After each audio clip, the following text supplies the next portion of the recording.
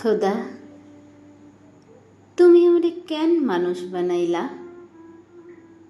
গাছ বানাইতা, খোলা আকাশের নিচে বুক ভইরা অনন্ত নিঃশ্বাস লইতে পারতাম। তুমি আমারে সমুদ্র বানাইতা, আমি ভাইসা যাইতাম দূরে কোথাও। পাখি বানাইলেন তো পারতা,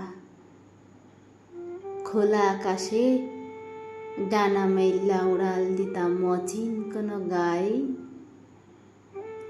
কিন্তু তুমি আমারে মানুষ বানাইলা, আমি কোথাও যাইতে পারি না, মানুষের সাথে কথা কইতে পারি না, মানুষের বুঝাইতে পারি না আমি কেমন আছি, কেমন কইরা বাইসা আছি। আমি দুঃখের কথা কারে কম খোদা? কেউ নাই, আমার কেউ নাই,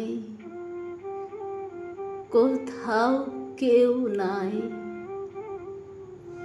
মনে হইতাছে প্রতিদিন একটু একটু কইরা আমার দুনিয়া ছোট হইয়া যাইতেছে।